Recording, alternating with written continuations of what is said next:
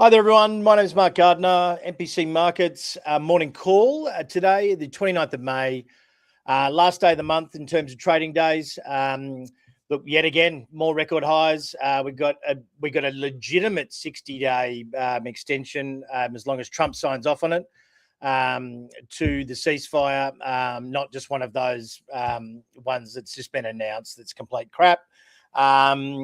So yeah, but we essentially saw the market head higher. Your usual suspects. You got like the likes of say Oracle, Palantir, and some of the software companies in the middle there, next to sort of Meta and Google on the market map, headed a little bit higher. You've also got obviously Nvidia, AMD, Broadcom.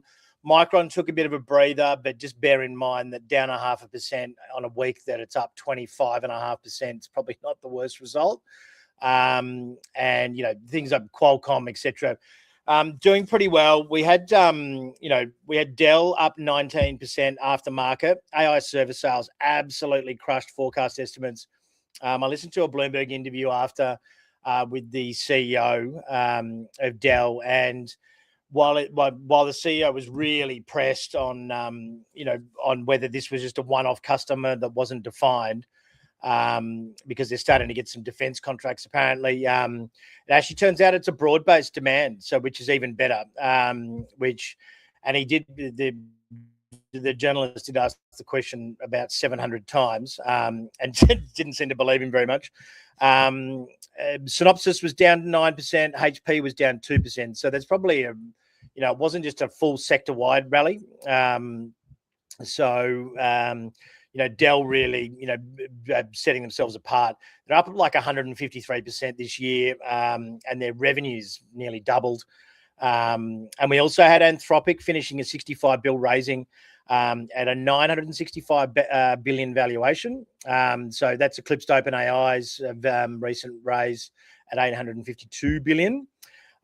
Google was in for several billion. Amazon's in for 5 billion. Their Q2 revenue was expected to be at 11 mil, doubling quarter on quarter. So this is a company where they said 10 billion, I think it was December, 10 billion was going to be their annual run rate. That is now at 50 billion. So we're only at the end of May here.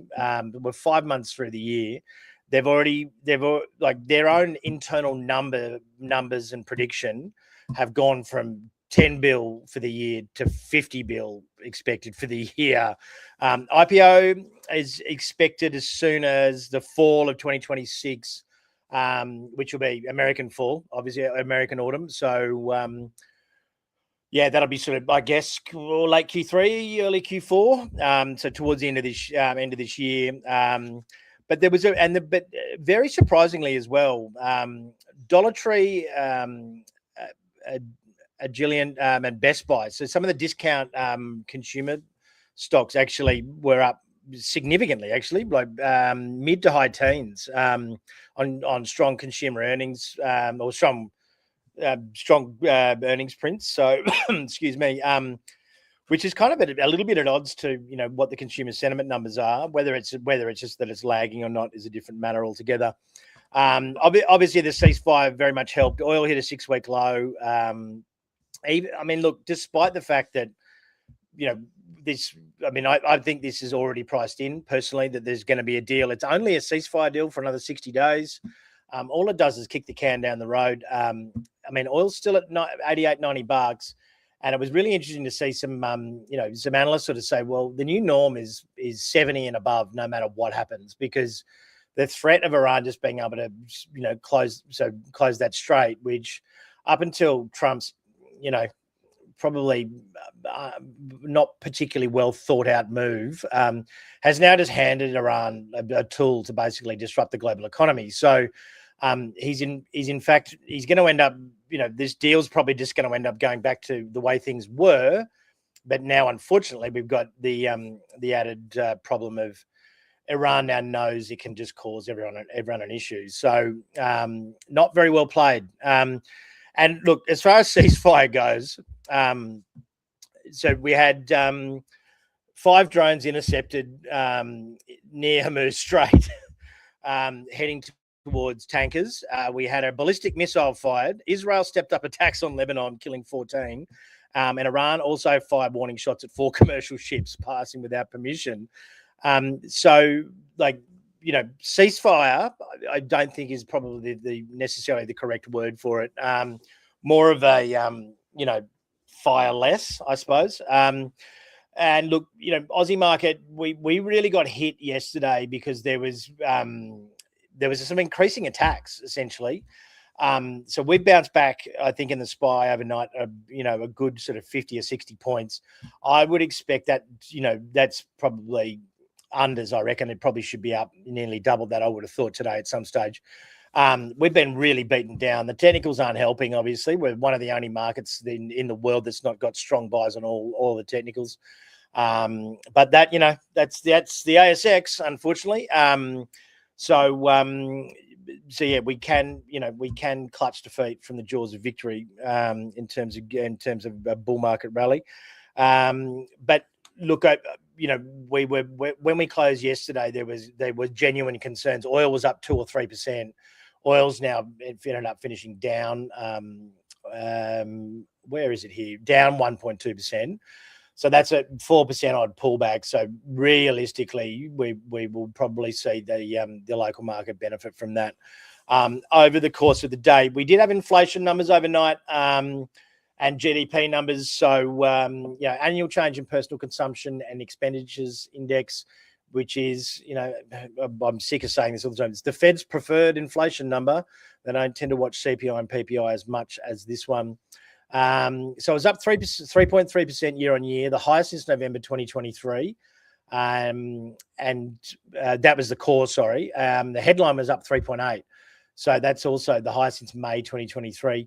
That was a pretty bad inflation period. So, despite the fact that, the market ignored it because the analysts were expecting higher than this, it still doesn't change the fact that they're in the threes. And we did have Lisa Cook talk about rate hikes potentially being the next move, from the Fed. She's the one that Trump tried to fire and is then taken to the Supreme Court. Now he can't fire her. So she's probably a little bit emboldened to say things that are really going to piss Trump off. So I wouldn't necessarily take too much notice of that. It's a bit of a loose comment from a central bank member. But yeah, look, there's the instant view overall, rising inflation, possibly slowing growth and diminishing consumer sentiment. It possibly does not bode well for the future. Treasuries didn't do a hell of a lot, and we've got just a little bit of corporate news. And just quickly back to this, copper actually got to, which has been on fire, got to a fresh 2-week high. That should be pretty good for our big miners, I would imagine. Although BHP is in the news, they've got,